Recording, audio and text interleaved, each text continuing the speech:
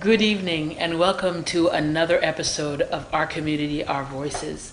I'm your host, Michelle Ayisyen Campbell, and I'm excited to be here again on this September 11th as we commemorate again the 23rd year of the Twin Towers going down and what happened to our nation. It is important for us as Haitian and Haitian Americans to always come together and be part of the larger community and get an understanding of what exactly is happening within our neighborhoods, our communities, and in the larger context of our nation. I am happy to be here today with our special guest, Tamisha Seville, who is running for Governor's Council, and we're going to talk about that issue as well as many other things that are taking place. We just had a very important debate in the presidential election on yesterday between Vice President Kamala Harris and former President Donald Trump. And there are a lot of things that was spoken about that affect our community, and we're going to have that conversation as well.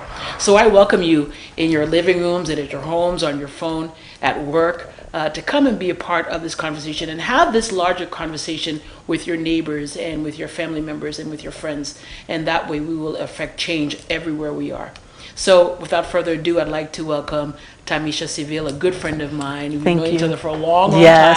We're a family. Welcome to Our Community, Our Voices. And so I'm excited to have you here. Thank you. Because you just recently won your primary for as Democrat for the Governor's Council. Right. And so tell us a little bit about yourself. Tell us what it is to be in the Governor's Council. Okay. And what do you need the community to know about you and about this position? Well, first, I want to say thank you for having me. It's a pleasure.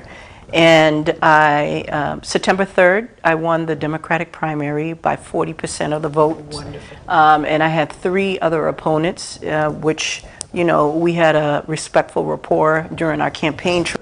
But I think what resonated with everyone within the community is what the Governor Council is. Let's face it, no one knows what it is. Right. It's not publicized. Once you're in the seat, no one knows. You don't go out in the community. And majority of the council members are older. They're old. They've been there maybe 20, 30 years. Someone reached out to me and it was like, Tamisha, you should run for Governor's Council. It's an open seat. And I'm like, okay, I'll give it a shot. At first, I wasn't really into it because a lot of people, they see the glory, but they don't know the story, right? So in 2020, I ran for state representative, came up short in my district because I was running against a 30-year plus incumbent. Then I ran again in 2022, came up short, and I was like, you know what? This is it. I'm not doing it anymore. So when someone reached out to me, I looked into it and they said, Tamisha, you have the background, you have the education, the experience, you never know, go. So I went, got my 1,000 signatures, and I won the Democratic primary, fast forward now. But the Governor's Council, they nominate judges, parole board members, they do commutation, pardons, industrial accidents, and they nominate clerk magistrates, notary public, and justice of the peace, and other public administrating position within the judicial system. But for myself, I've been working for the trial court within the last 10 years. I started my career off at the Suffolk County District Attorney's Office as a victim witness advocate, working in the major felony unit, and just navigating victims to the complexities of the criminal justice system. I obtained my master's from Northeastern University in criminal justice and leadership, and then I worked for a domestic violence homeless shelter out in Boston, where helping women again and children that has been domestically battered by partners, family members, whatever, you can name it. And then I went to become an associate probation officer out of the trial court again. My last stop was in Stoughton District Court. And just helping people who have been impacted by substance abuse, mental health, that the judge has put them on probation. It is my job to supervise them back into the community. But most importantly, making sure that they're successful in that transition. But what motivated me more to run for Governor's Council is my cousin. He was incarcerated for 27 years in the city of Boston for a crime he did not commit. in 2021, he was exonerated from all his charges, right? So when you look at the criminal justice system, we hear all these kinds of cases all the time. And it's like, why does it keep happening? Well, let's start off with representation. There's never been representation on the Governor's Council. For 244 years, there's never been a woman of color on the Governor's Council. So it's really important to have representation where we find out the vast majority of the people that are in prison, incarcerated, are Black and brown Latinos. So I ran for the open seat. Here we are. We're heading to November 5th for the general election, and I am encouraging everyone to go out and vote. All the ticket, top to the ticket, to make history, not on a local level, but on a presidential level. If we all watched the debate last night, if it doesn't tell you or motivate you to go vote, then you have a problem, right? Because if we allow someone else to become the president of the United States, that will set us back 10, 20 years, and the next generation will have to pay for it. So here we are talking about the election. It's important. As a Haitian American listening to that debate, you know, it hurts to hear some of the things which we'll talk about in the interview that I was hearing. And it's just important as a community to come out and vote at all costs. I think it's important, some of the things that you were talking about, as you detailed what it means to be part of the Governor's Council. I think the biggest issue is the matter of education. Right. And the fact that our community doesn't, and to be honest, like you said, most communities don't really know what Governor's Council is. No. And so when somebody sees, oh, well, so-and-so is running for Governor Council, or it's Tamisha, yes, I know the name sounds Haitian, but how does it affect me as an individual?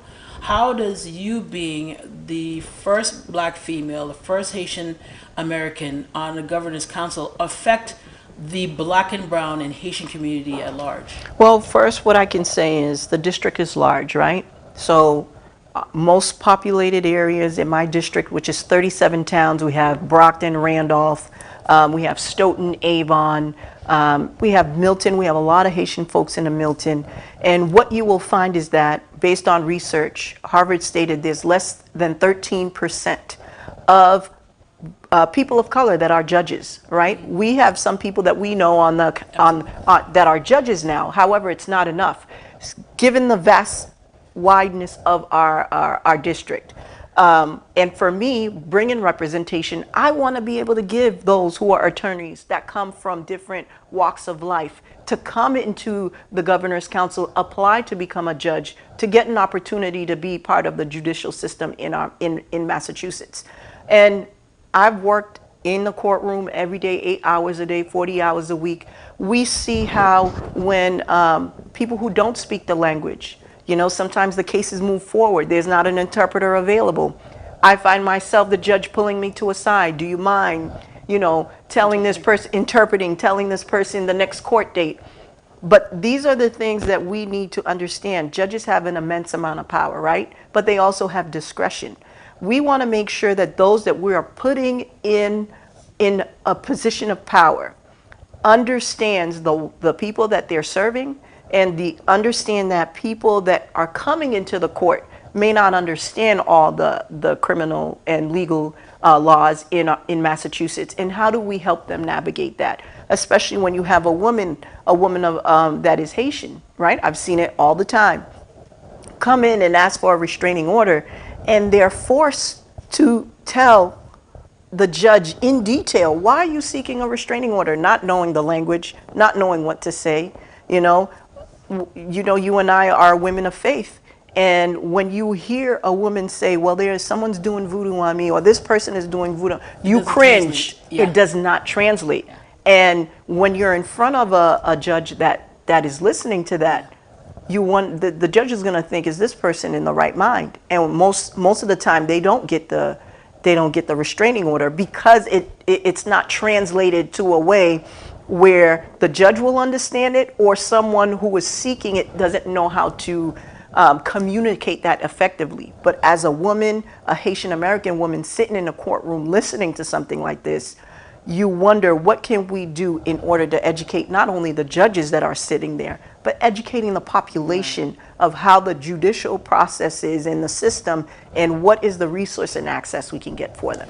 Culture matters, representation matters, and we know even on a larger scale, from a national scale, the importance of judges, because even if we take it up to the Supreme Court, Donald Trump specifically put judges, in position in order for it to turn on for his good. Absolutely. And so if we had more representation in the courts and more people who understood our culture and understood us, then it benefits that particular individual. And so that's why it's so important for the people in our community. You know, this particular network, we focus on Caribbean people. Where this is a Haitian show, I'm a Haitian American person, you're a Haitian American person. But for anybody who's looking at this show, who's from the islands, whether it's from Jamaica, Barbados, Trinidad, where it doesn't matter where you're from, you need that representation. You need somebody who looks like you, speaks like you. And I know that we were talking earlier before we got on camera. We both live in the town of Stoughton, and Stoughton has changed dramatically over the last 5, 6, 7, 8, 10 years. Whereas before it was primarily Caucasian and white or whatever, and then now the large majority of people there are Portuguese and Haitian who are who live in the area. They need representation. We already know Brockton needs representation. We already know all these other locations need that representation. And so having somebody like you running for this office, I commend you. Thank you. It's not easy. I'm happy for you. I voted early. Thank you. For this, I think I voted for. I think the ballots came out back in August. Right. I voted the week it came is the week it went out. Yeah. And I will do the same as the early voting is available to us. Vote early. If you get a ballot at your house and if you've signed up for mail-in ballots, the minute it comes in, don't waste time. Don't put it on the pile of mail. Fill it out and send it out.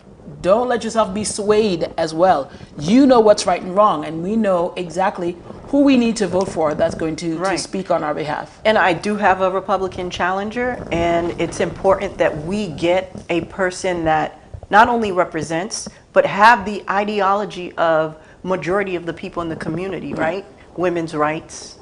We have people who are battling with substance abuse, who cannot, afford an attorney, and they are forced to, when they're dealing with an addiction, right? They pick up a case, and then what? If the judge is not educated on substance abuse, most likely they'll be incarcerated. So we want to make sure that we have judges in place that are fair and impartial, but also understands the struggle. What brought this person here in the first place? What can I do in my position of power to make sure that this person doesn't reoffend? Because sometimes we set them up for failure. When they can't afford an attorney, they can't afford bail, they become homeless. When they come out, they're living out in the street. And then what do they have to do? They have to steal for food. And these are the things that we have to understand, that certain decisions that we make, we set the person to fail on a greater level than they were before. I think that everything that you said is just so salient in terms of we have a large influx of immigrants, particularly in Massachusetts, in a lot in the areas that you're referring to. Your Dorchester, Stoughton has shelters. And having somebody in there that understands our culture, understands, and when I say our culture, I'm not just talking about Haitians. There are a whole bunch of Hispanic refugees that are here as well, that understand, Cape Verdean, that understand the culture. And when you have people in leadership at the national level, Republicans and individuals who are talking bad about our community or about immigrant populations, you need that representation. Yeah. Do we have a problem at the border? We absolutely do have a problem at the border. Absolutely. Do we have an immigration problem in this country? Yes, we do. Does it need to be reformed? Yes, it does need to be reformed. But to take individuals and turn them into monsters, or make it appear as though they are animals, it's not fair. And we need to change the narrative.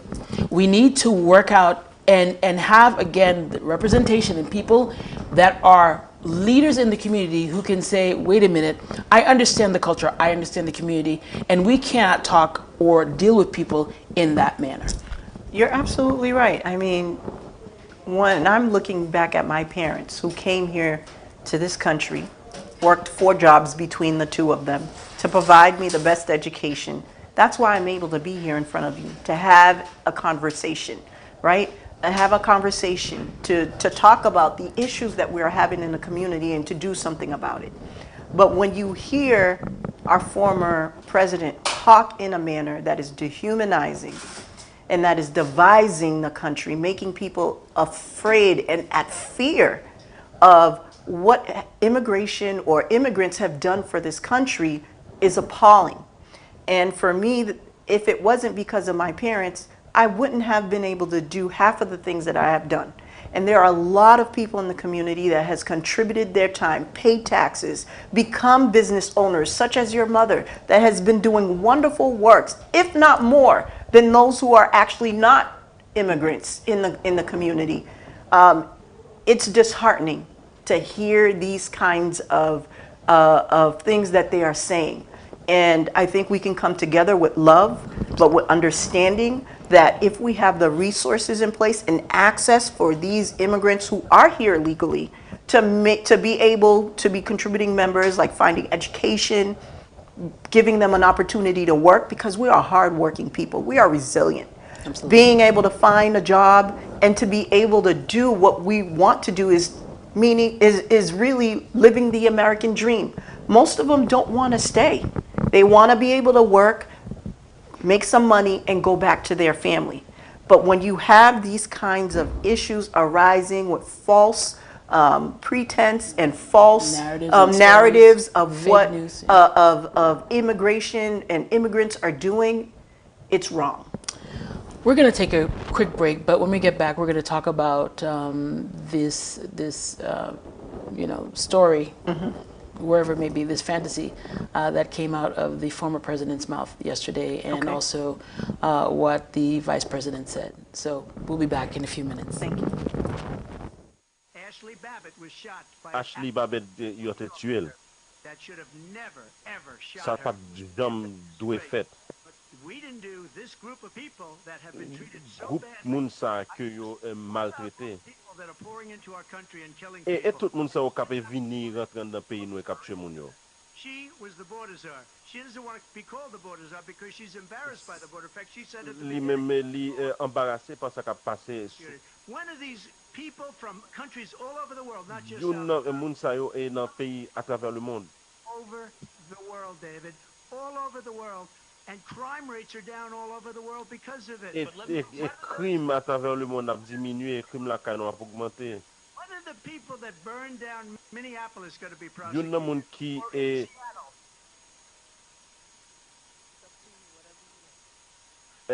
boulé Minneapolis. Qui le yo pral poursuivre moun sa yo. But let me just ask. You might ask her that Je vais question. me poser question. On capable poser moun sa question. It's a very simple question as we move C'est une question simple que nous posons. Is there anything you regret? Est-ce qu'il y a des bagages qu'on regrette à partir de ça qui I passait? had nothing to do with that other than they M'pas asked me rien pour moi avec ça. to shut up for a speech. I said, I think it's going to be big. Moi pensais que c'était un gros barrage que le Mayor of Washington, D.C. Dans Washington DC, Writing, as you know. I said, you know, moi this te is dit, gonna be a very big rally or whatever you want to call moi it. te dit c'est un gros rallye ou bien quelque chose genre l'île. I said, I'd like Moi to te give dit, 10,000 National Guard moi forces. t'as remis ban nous 10 000 soldats Just 2 weeks ago, her daughter has a et tape of 2 her semaines de cela. Et speaking. She's responsible for petite what fille il happened. gagne un tape et qui répond sur ça que t'es fait là. Never happened if Nancy Pelosi and the mayor Ça pas jamais fait sinon Thank you again. We're having an important conversation with Tamisha Seville, who is running for governor's council in multiple districts, 32 different towns, 37 different towns. And so we were really having a conversation, Tamisha, about representation in our community, and about how our community is perceived when there are negative statements made about our community and how it affects the community.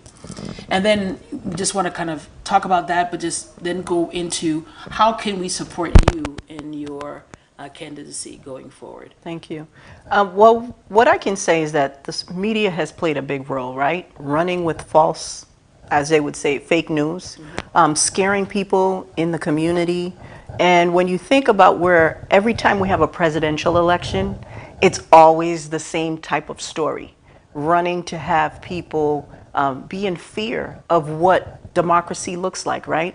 So I think it's very important that we need to look at what is being said and the truth behind it, because this is all false news when it comes to immigration. There's a lot of people who are not even educated. I would say that it's definitely important for people to get the facts first. And most importantly, educate yourself and then vote. Vote for change, because we cannot go back. We cannot repeat history over and over again. We keep hearing the same stories to divide our community. And all we want to do is move forward with love, right? Giving people the opportunity to be abiding citizens or contributing members into society to make the change. All people want to do is to make sure that they have a good avenue for their family, an opportunity to live the American dream, such as my parents and your parents. And I think it's important that we really make an effort to come out. It was clear during the debate yesterday who we should be voting for, to come out, to reach out to people and vote. The general election for November 5th is important, and it is important that we vote Democrat from top to bottom. And, you know, if anybody wants to know more about my campaign, they can definitely go to www.tamishacivil.com. You'll get all the information, the districts that I'm representing, and you can volunteer, donate. I'm running a grassroots campaign. And when I tell you that 37 towns is no joke, but I've made it a priority for me to make sure that I interact with each and every person in the community so they can know about me, right? If you don't go out and speak to people, they'll just have their assumptions. So I think it's important that not only you do your research, but definitely look at all the candidates that are running. But I'm telling you, it was clear last night who we should be voting for. Absolutely. I love the statement that Kamala Harris always says, and you said it just now, we're not going to go back. We're not. And there were some things that were said that that brought me back. I had PTSD with regards to some of the things that were said, but we're not going to go back. I'm excited about your candidacy, excited about the representation in the community, and we're going to move forward. So again, I tell you, those who are listening, thank you for joining us on this afternoon. And remember, vote early. And support Tamisha, support the other individuals who you know represent you. At the end of the day, Taylor Swift said it well. She did her research, and you need to do your research and know that there are people who represent you, and you need to vote for those individuals who represent you. Thank you for joining us on Our Voices, Our Community, and we look forward to seeing you next time. You didn't quite make it, that you came up a little bit short. Que ou te manqué gagné. Est-ce que ou d'accord que ou te perdu?